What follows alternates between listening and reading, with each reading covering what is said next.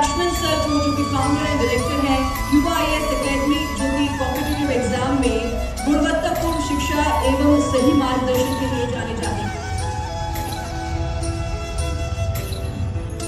सबको एप्रिसिएशन की जरूरत होती है और एप्रिसिएशन की जरूरत है आपके पेरेंट्स को भी देने की। और एप्रिसिएशन की बात से, बच्चों की बात से हमारे साथ लक्ष्मण जी मोटो में काफी लोग करेंगे।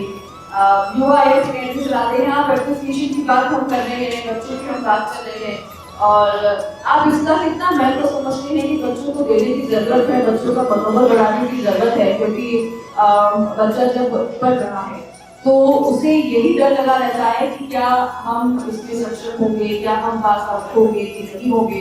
तो उन्हें ये जो मेंटल स्ट्रेस रहती है बार उसकी वजह से उनकी पढ़ाई भी काफी बार हैम्पर करती है। तो क्या एकेडमी में इन सब चीज़ों का, इन काउंसलिंग का भी ध्यान रखा जाता है? बिल्कुल। अगर जैसे एक बच्चा है, उसकी सहायता के लिए उसके माँ बाप, भाई बहन है, जो एक पाड़ बोलते हैं, ढांचा की तरह कार्य करता है, जो वो अपने जीवन में जो अनुभव लिए हुए हैं वही वो उसको सिखाते हैं ताकि वो कोई गलती ना करे। और सबसे पहले तो मैं न्यूज़ 18 को बहुत बहुत धन्यवाद देना चाहूँगा कि आपने मुझे इनवाइट किया यहाँ।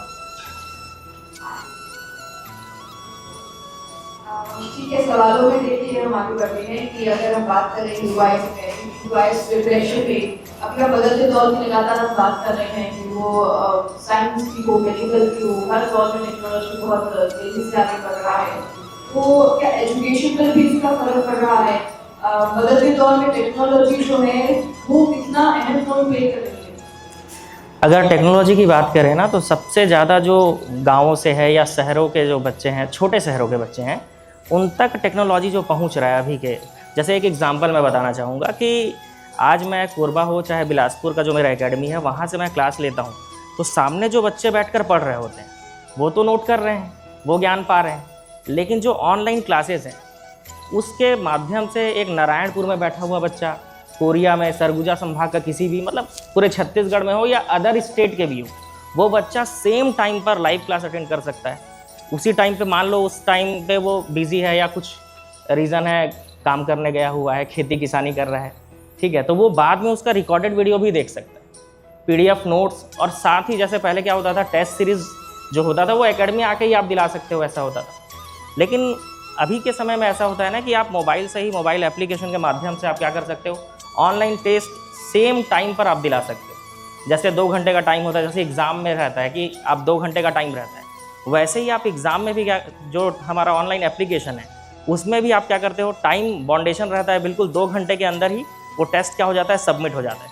तो ये जो सारी चीज़ें हैं, ऑनलाइन के आने से जो चीज़ें बदल गई हैं, एक ग्रामीण क्षेत्र का जो स्टूडेंट है वो भी क्या कर पा रहा है, बड़े बड़े इंस्टीट्यूट के माध्यम से तैयारी कर पा रहा है और सफल भी हो पा रहा है। ये सबसे बड़ी बात है अभी के समय में, खास करके कोरोना के बाद से ये सारी चीज़ें बदली हैं। पहले एजुकेशन सिस्टम उतना अच्छा नहीं था छत्तीसगढ़ में, और ग्रामीण क्षेत्र के बहुत सारे स्टूडेंट ऐसा होते थे कि जो पढ़ नहीं पाते थे। कारण ये था कि शहरों में आकर रहना, रहने खाने का खर्चा, एकेडमी की फ़ीस, ये सारी चीज़ें अफोर्डेबल नहीं हुआ करती थी। लेकिन आज ऑनलाइन के माध्यम से किसी भी गवर्नमेंट पोस्ट की तैयारी करना हो, घर में बैठे बैठे तैयारी किया जा सकता है। तो इस बात से सहमति है आपकी, टेक्नोलॉजी की वजह से आज गाँव तक हर किसी व्यक्ति तक जो है एजुकेशन पहुंच रही है, और जो कि बहुत अच्छी बात है। सिर्फ एजुकेशन में इंटरनेट के माध्यम से कई ऐसी सारी चीज़ें हैं वो लोगों को कनेक्ट कर रही हैं, मेडिकल सुविधा, स्वास्थ्य सुविधा पहुंच रही है, बहुत सारी चीज़ें पहुंच रही हैं टेक्नोलॉजी के माध्यम से, और ये बहुत अच्छी बात है। हमारा देश भी जो है बहुत तरक्की कर रहा है इस बात में।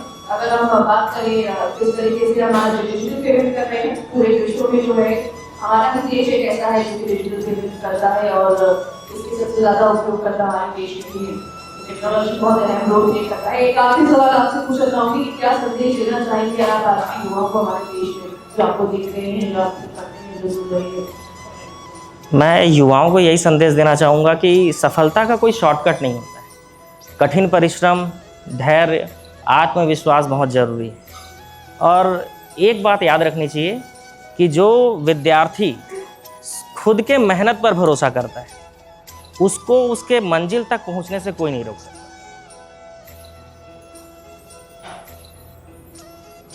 तो बहुत बड़ी बात आपने कही, जो मेहनत करता है उसको मंजिल तक पहुंचने से कोई नहीं रोक सकता। और उसमें टीचर्स का भी बहुत अहम रोल होता है। आप बिल्कुल। जैसे टीचर्स जो कि इतना विचार करते हैं भविष्य के लिए स्टूडेंट्स के बारे में, तो आप सभी से मैं अनुरोध करूंगी। बहुत बहुत धन्यवाद आप लोगों को हमारे मंच में शामिल होने के लिए। Thank you.